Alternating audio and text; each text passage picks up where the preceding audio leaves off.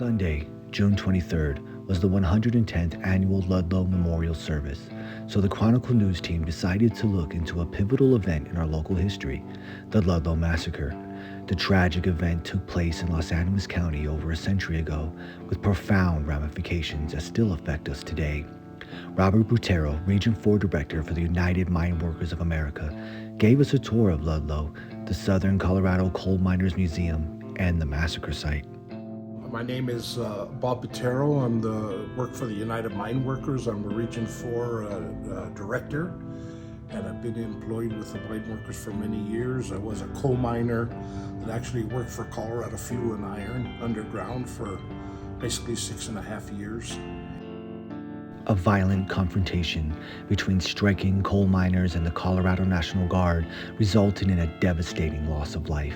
The attack on April 20th, 1914 saw the deaths of about 21 people, including women and children.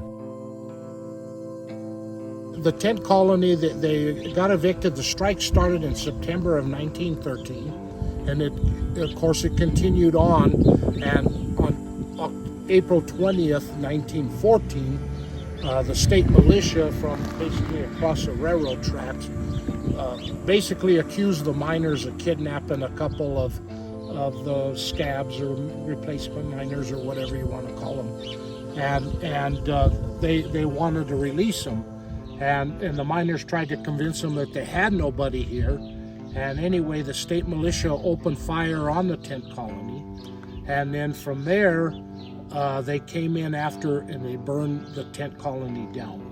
One of the things that we just received this past year, it was an anonymous donor, and they brought, but this was a machine gun that was used out at Ludlow on the miners and stuff. This was actually, a picture of the machine gun. Of this exact machine gun?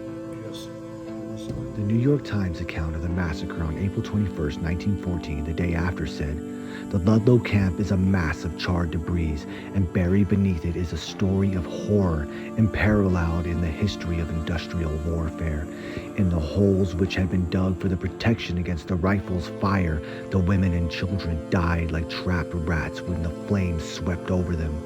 One pit, uncovered, disclosed the bodies of 10 children and 2 women." Can you tell me why this cellar is important?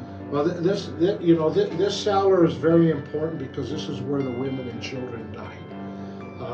They crawled in here, 4 women and 11 children, crawled into a cellar believing that there was gunfire, but after the gunfire stopped, they would be okay. It wasn't. The militia came in, set the tents on fire, and 2 women were able to get out, but 2 women and 11 children died here. So this is one. They were 13 of 30 people that died here that day, and so this cellar, in about 1920 or so, the cellar was encased in cement. The miners, we believe, in the area decided to kind of preserve it. We felt the weight of history as we drove to the ghost town of Ludlow. The events of that day had far-reaching consequences, leading to significant changes in labor laws and union practices across the U.S., although it's a somber reminder of an horrific tragedy. There's a photo of the Costa family. This was donated to us by their granddaughter, and the wife and the children died in the cellar that day, and of course neither one knew, but the husband actually was shot and he died, so the whole family died that day at Ludlow there. Some of them, the children that died at Ludlow were only 6 months old, so they were born out there and they died out there. The miners, when they erected their tents, the majority of them dug cellars underneath their tents, mainly for 3 purposes. One for, of course, protection from gunfire, one for the preservation of food, and the other one is for warmth and stuff. As you can see by the one photo here, this is what the winter of 1913-14 looked like, and it was one of the harshest in history, and these people were out here living in tents. As we toured the sites and learned about the Ludlow Massacre, the events became much more than just a reminder of a tragedy, but a symbol of resilience.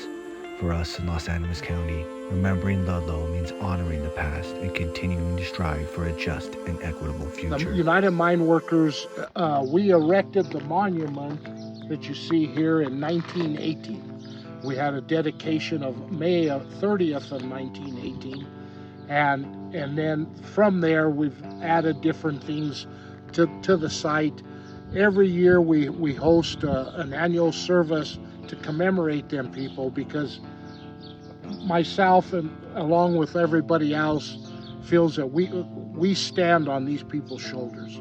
You know, not only as coal miners, being former coal miners, but also just the fight that they did for the standard of living that we enjoy today.